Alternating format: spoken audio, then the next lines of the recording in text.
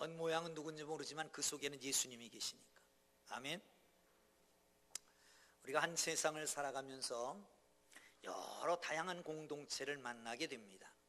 그 중에 어떤 것과도 비교할 수 없는 가장 고귀한 공동체가 있습니다. 그것을 두 가지로 볼 수 있는데, 하나는 가정이고 또 하나는 교회입니다.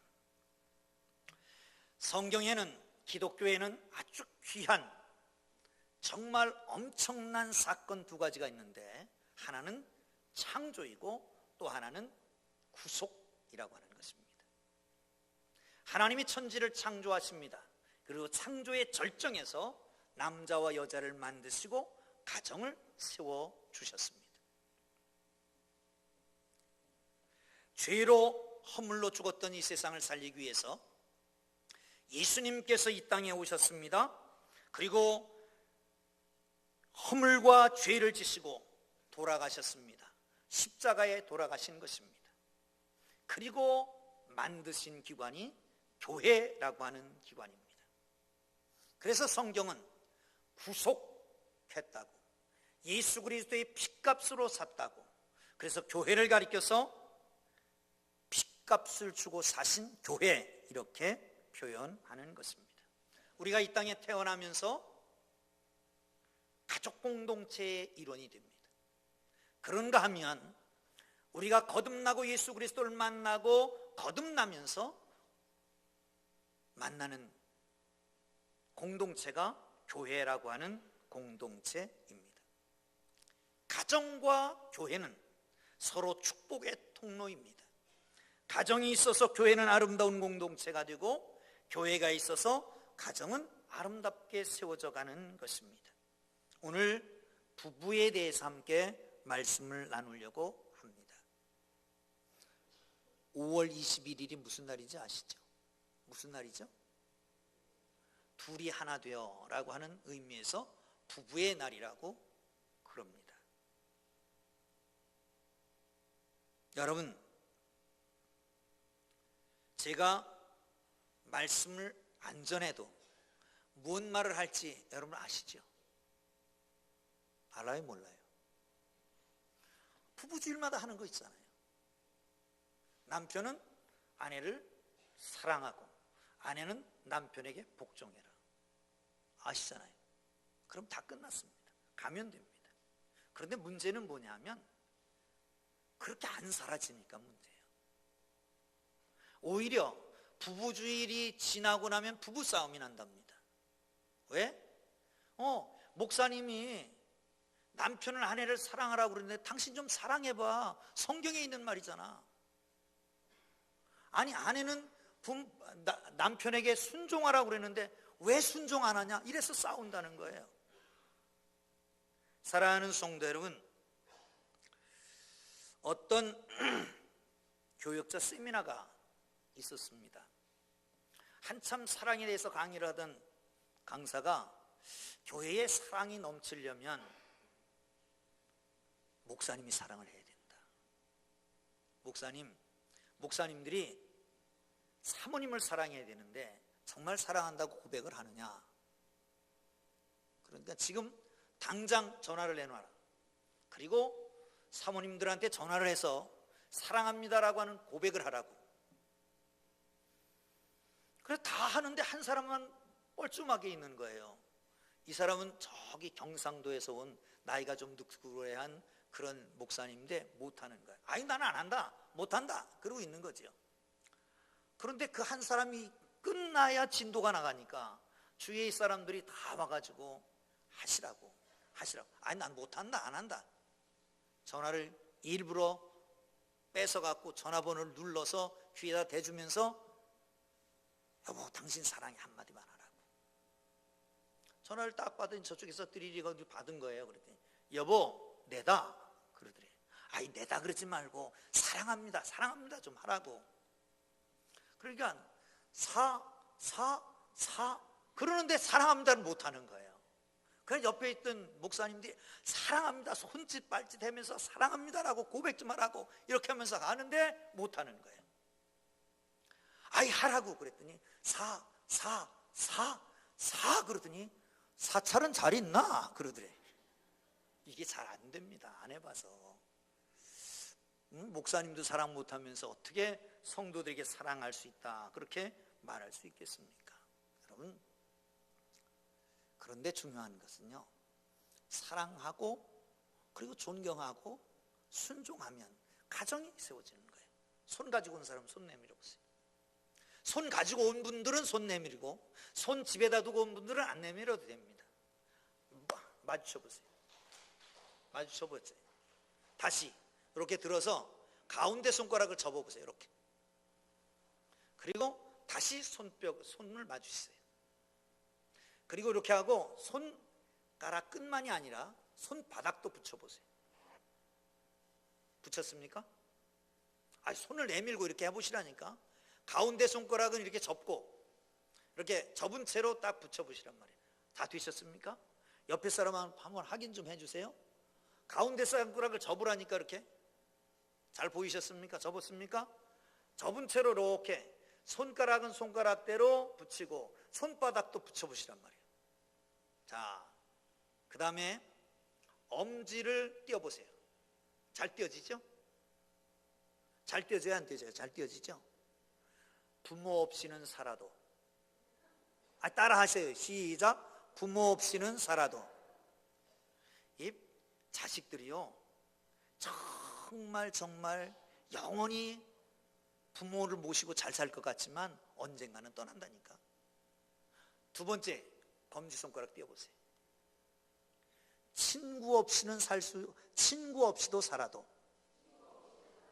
그래요. 친구 죽고 못 살지만 옛날 친구 몇 명이나 갖고 있습니까? 자, 마지막. 잘 떨어지죠? 자식 없이도 살 수 있어요. 그 다음에 약지를 띄워보세요.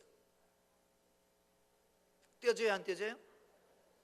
당신 없이는 못 살겠네. 시작. 당신 없이는 못 살겠네.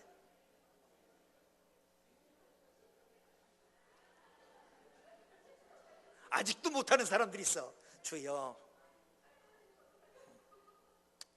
여러분, 전통 홀례식에 보면 상이 펼쳐지잖아요. 그리고 양쪽에 신랑 신부가 이렇게 서잖아요. 그 옆에 뭐가 꽂혀 있는지 아십니까? 저기 보세요.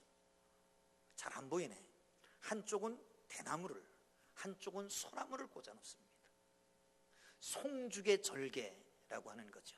변치 않고 사랑하겠다는 거예요. 그런데 소나무에는 별명이 있습니다. 살아서 500년, 죽어서 500년을 산대요. 그러니까 한 번 맺어지면 그 사랑은 기한이 언제까지다? 최소한 1000년이다. 그래서 소나무를 놓는 겁니다. 여러분, 꽃은 아름답습니다. 그런데 꽃이 피었을 때는 다 뭉쳐있는 것 같은데 떨어질 때는 한 잎 한 잎 떨어집니다. 특별히 우리 벚나무 보시면 알잖아요. 벚꽃이 떨어질 때는 그렇게 아름답더니 그냥 꽃비가 되어서 꽃바람에 휘날려서 하나씩 떨어지잖아요. 그런데 솔잎은 낙엽에 의해서 떨어질 때도 짝이 돼서 떨어집니다. 죽어까지도 같이 간다는 거죠. 이게 우리 옛날 어른들의 지혜였고, 그리고 사랑이었고, 가정이었습니다. 사랑하는 성도 여러분, 생각해 보세요. 아내가 죽도록 충성하고 순종하겠다는데 싫어할 남편이 어디 있습니까? 반면에 남편이 자기 몸을 줘서 헌신적으로 사랑한다는데 그런데 싫어할 아내가 어디 있겠습니까? 문제는 성경에는 있는데 성경대로 살지 않아서 문제라고 하는 거예요. 여러분, 신앙생활이 교회만 왔다 갔다 하는 게 신앙생활입니까? 하나님의 말씀을 봤으면 그 말씀대로 살아가는 거예요. 말씀을 들었으면 그 말씀대로 실천에 옮겨지는 거죠. 예수님 앞에 주권을 인정하고 주님이 원하시는 대로 살아드리는 것, 그게 바로 신앙생활인데, 그러면 모든 게 행복해질 텐데 행복해지지 않는 이유는 어디 있습니까? 말씀대로 살지 않기 때문입니다. 우리가 다 합니다. 아내들은 남편에게 순종하고, 남편들은 아내를 아주 극진히 사랑하고, 그런데 할 수 있는 능력이 없는 거예요. 아니, 그렇게 살지 않는 거예요. 어떻게 하면 될까? 오늘 그걸 함께 나누기를 원합니다. 31절을 보겠습니다. 시작.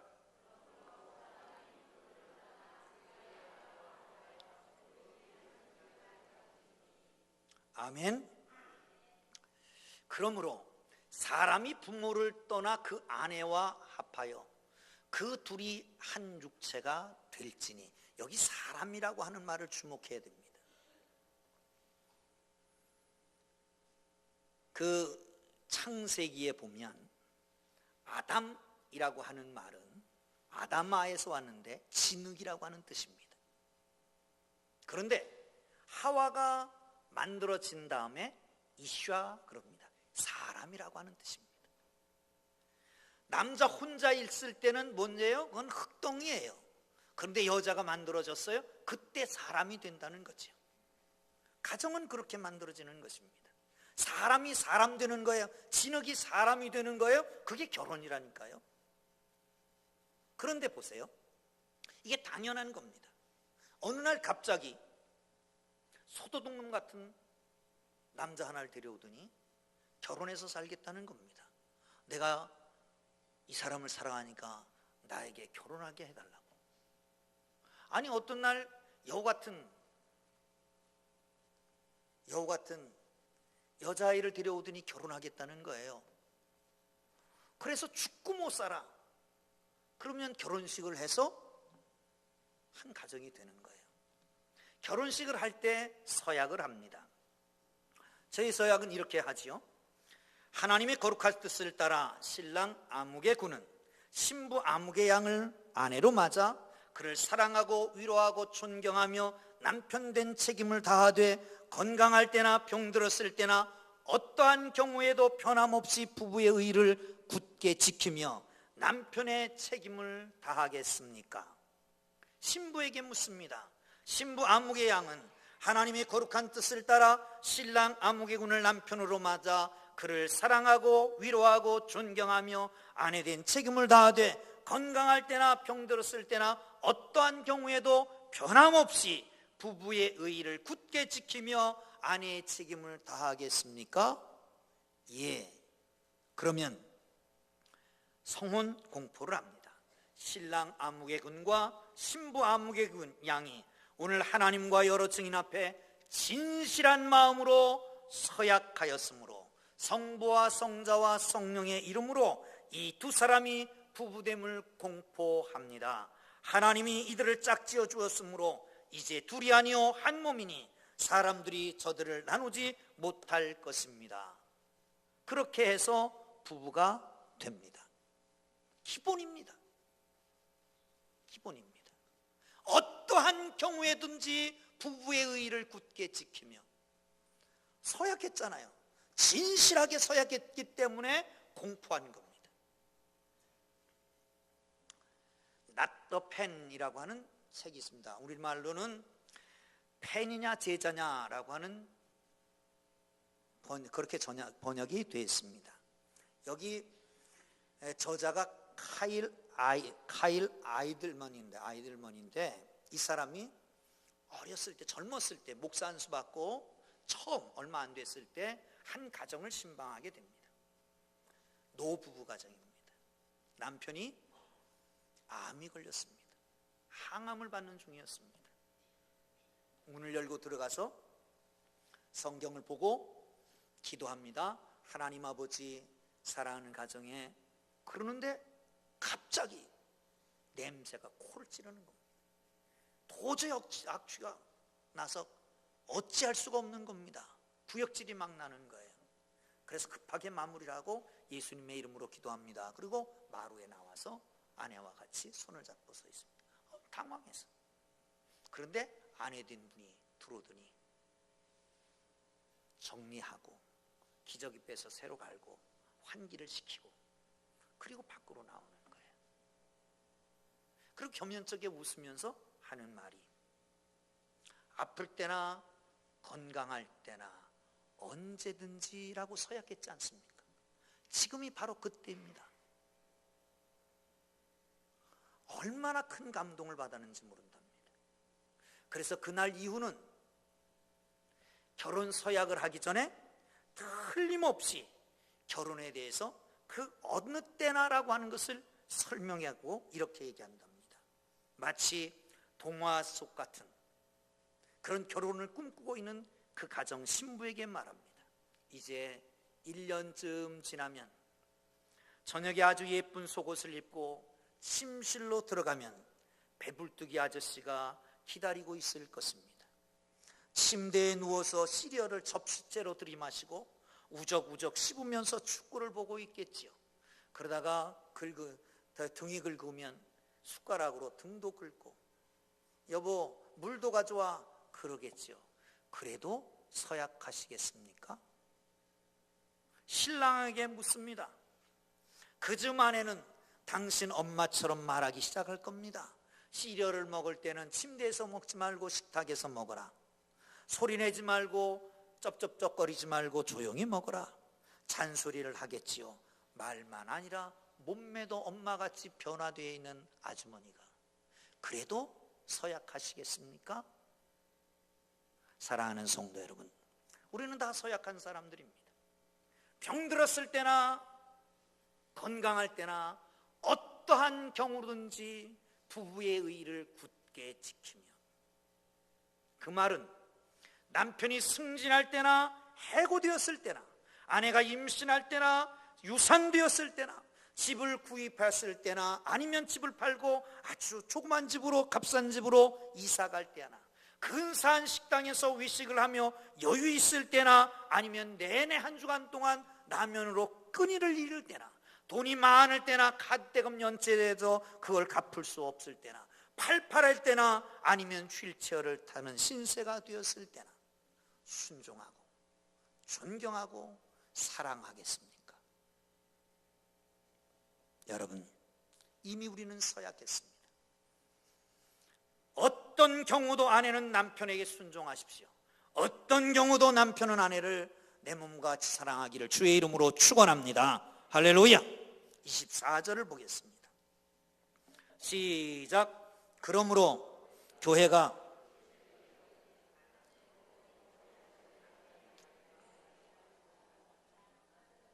다시 한번 읽어야 되겠죠?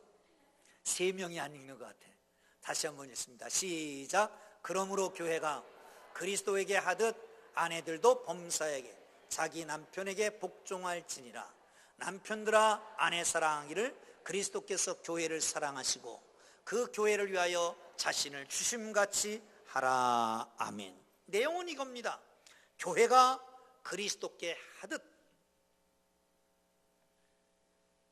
아내들은 남편에게 복종하고, 그리스도께서 교회를 사랑하셔서 몸을 주셨듯이 남편들은 아내를 사랑해라. 그거 아닙니까? 그 중심에 누가 있어요? 그리스도가 있어요. 예수가 있어요. 예수를 보고 본을 받으라는 거예요. 예수를 보고 본을 받으라는 말이죠. 그리하여서 예수님의 삶을 따라 살게 될 아내들이여 교회가 그리스도께 하듯 아내들은 범사에 자기 남편을 존경하고 복종하고, 남편들은 그리스도께서 교회를 사랑하듯 사랑해라. 근데 문제가 있습니다. 뭔 문제일까요? 해보지 않았으니까. 교회인 나, 예수를 주로 고백한 나, 교회인 내가 그리스도께 복종해보지 않았으니까 어떻게 복종하는지를 모르는 거야. 그리스도께서 교회를 끔찍히 사랑하시는 그 사랑을 체험해보지 않았으니까 아내를 사랑할 줄을 모르는 거예요. 그러니까 교회가 그리스도께 복종하듯 복종해라 해봤어야 알지 혼돈이 생기는 거죠. 사랑하는 성도 여러분, 신앙생활 말씀드렸지만 교회만 왔다 갔다 하는 게 아닙니다. 주님 말씀 붙잡고 주님 뜻대로 살아가는 것입니다. 사랑하는 성도 여러분, 주님 뜻대로 살아가길 주의 이름으로 축원합니다. 다시 보면 예수님은 우리가 바라봐야 될 게 예수님이니까. 믿음의 주요 온전케 하시는 이인 예수 바라보라. 허다한 증인들이 둘러서 있다고. 여러분, 주님 바라보기를 주의 이름으로 축원합니다. 주님 같이 사는 거예요. 주님은 어떻게 하셨을까요? 교회를 위해서 자기 몸을 주셨어요. 교회 보고 잘한다 잘못한다 그러지 않으셨어요. 그냥 자기 몸을 주셨다니까요. 이게 사랑이에요. 사랑하는 성도 여러분, 이걸 모르니까,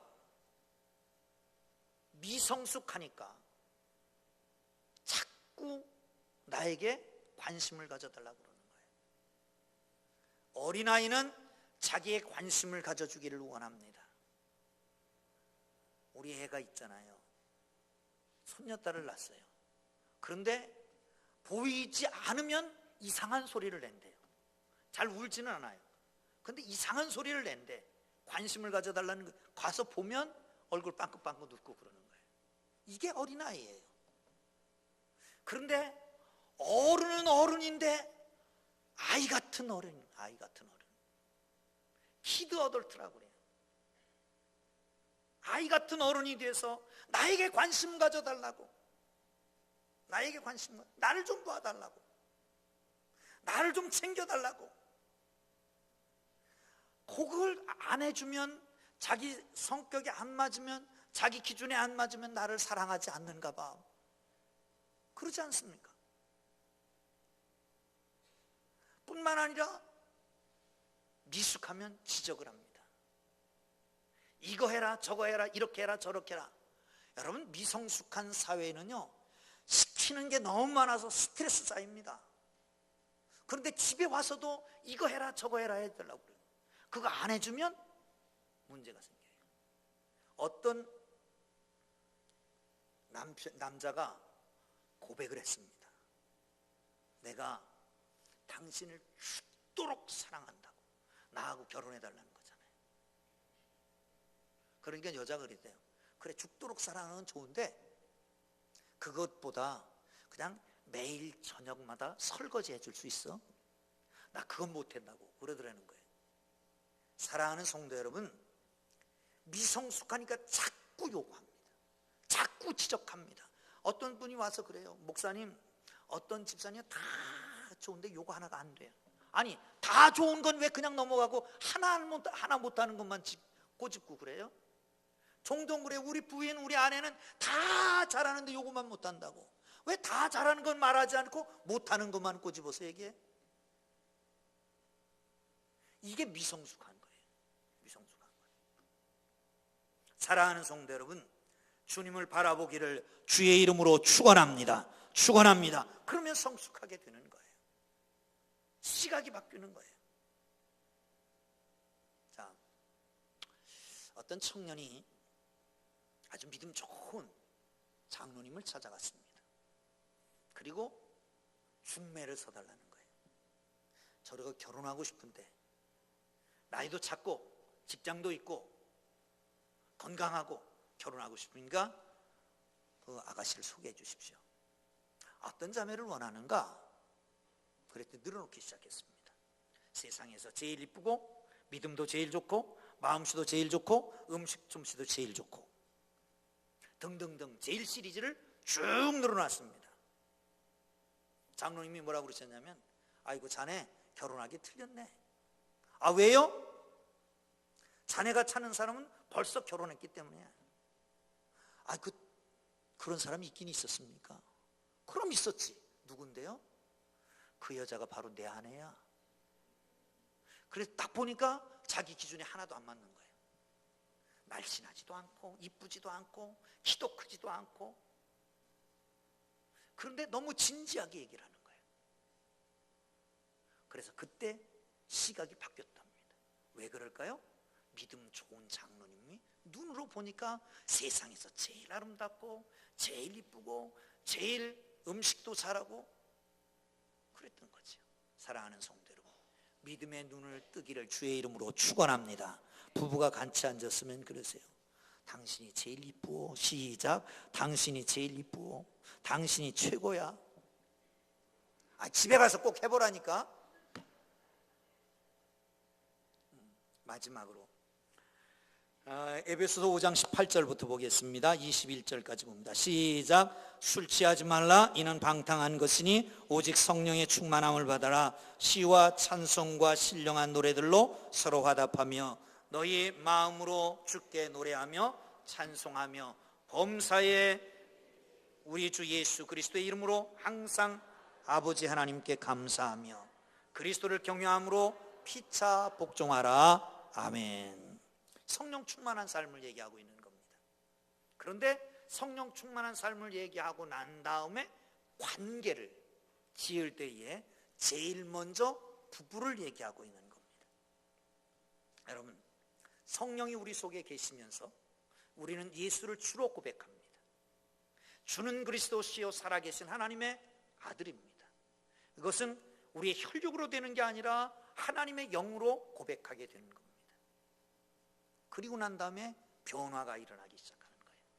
성령이 충만해지면 우리의 인격이 바뀌어집니다. 우리의 성품이 바뀌어집니다. 사랑과 희락과 화평과 오래 참음과 자비와 양선과 충성과 온유와 절제 같은 인격의 열매가 맺혀집니다. 예수님의 인격을 닮아가는 겁니다. 하나님의 성품을 닮아가는 겁니다. 그리고 나면 사람이 다시 보입니다. 성령이 충만하면 다시 보이게 되는 겁니다. 사랑하는 성도 여러분, 하나님의 성령의 충만함이 여러분에게 있기를 주의 이름으로 축원합니다. 할렐루야. 아내들이 남편에게 요구하는 게 이런 거라고 합니다. 용서할 수 없는 세 가지. 첫째, 못생긴 남편은 용서해도 머리 벗겨진 남편은 용서할 수 없다. 키 작은 남자는 용서해도 배가 나온 남자는 용서할 수 없다. 남편 돈 못 벌어 와도 괜찮다. 그런데 유머 감각이 없는 남편은 용서할 수 없다. 클린턴이 옛날에 바람 필 때 막 난리가 났었잖아요. 기자가 물었답니다. 힐러리 여사한테, 아니 당신은 저런 남자하고 어떻게 삽니까? 이혼 왜 안 하고 삽니까? 그때 이런 얘기를 했답니다. 그래도 나를 웃겨줄 수 있는 양반은 저 양반밖에 없다고. 그래서 산다고. 우리나라 사람들도 그런 것 같아요. 이제는 돈 못 벌어 와도 괜찮다. 유머 감각만 있으면 된다. 맞습니까? 틀립니까? 요즘 바뀌어가고 있어요. 배우자로 행복하게 사는 것보다는 돈 버는 기회로 다 용서해 줄 테니까 돈만 벌어가라.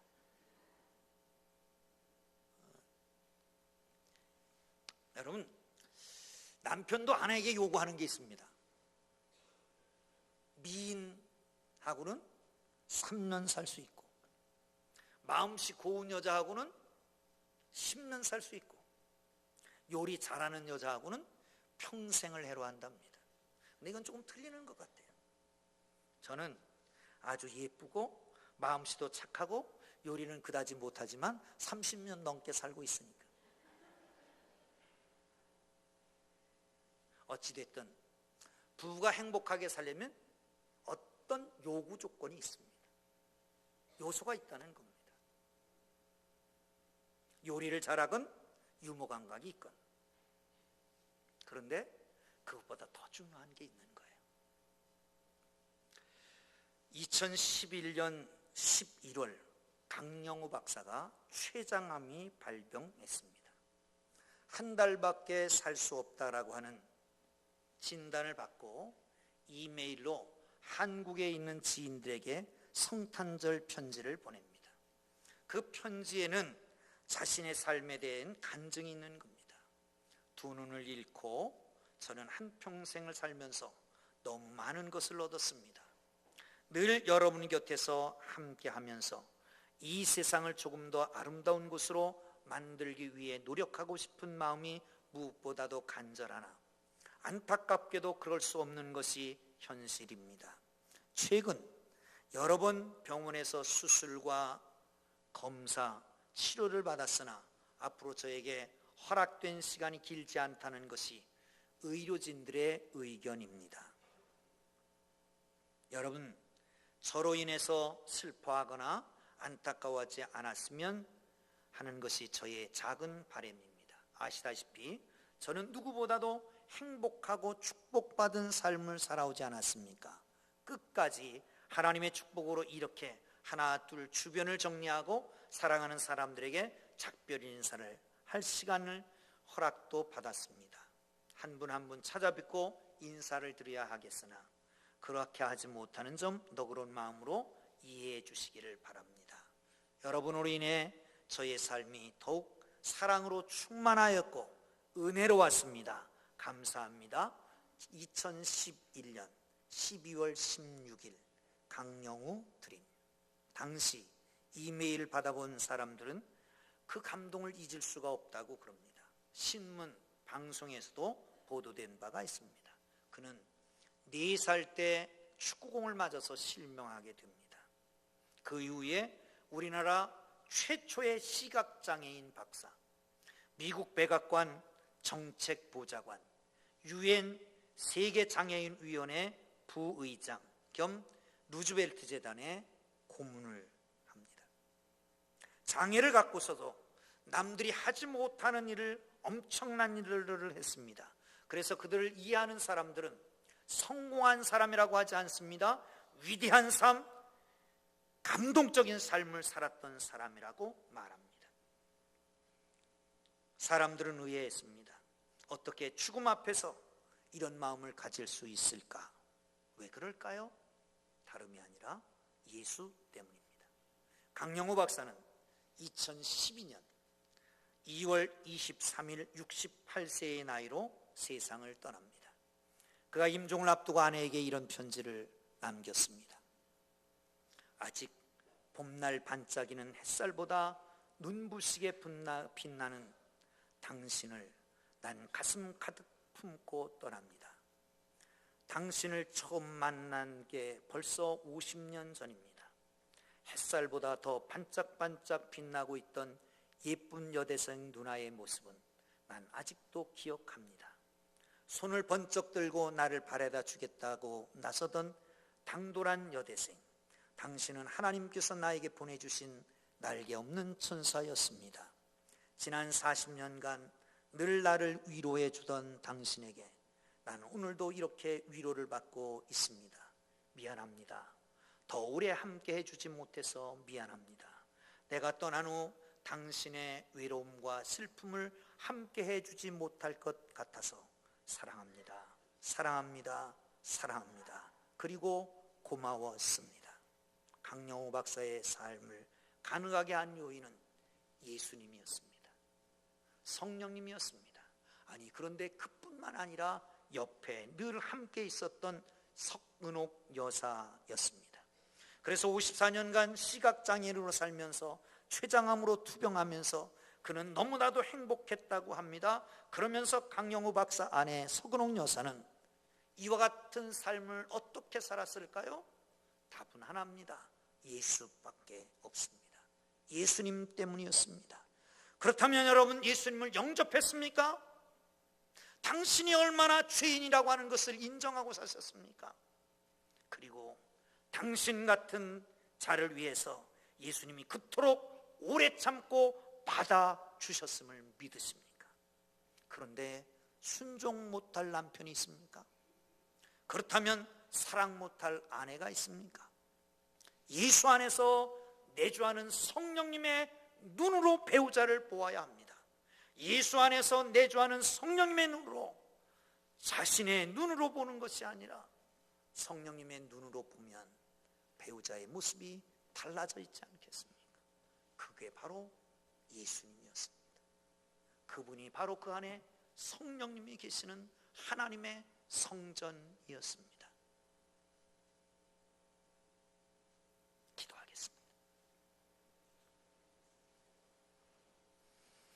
하나님 아버지, 우리의 가정들을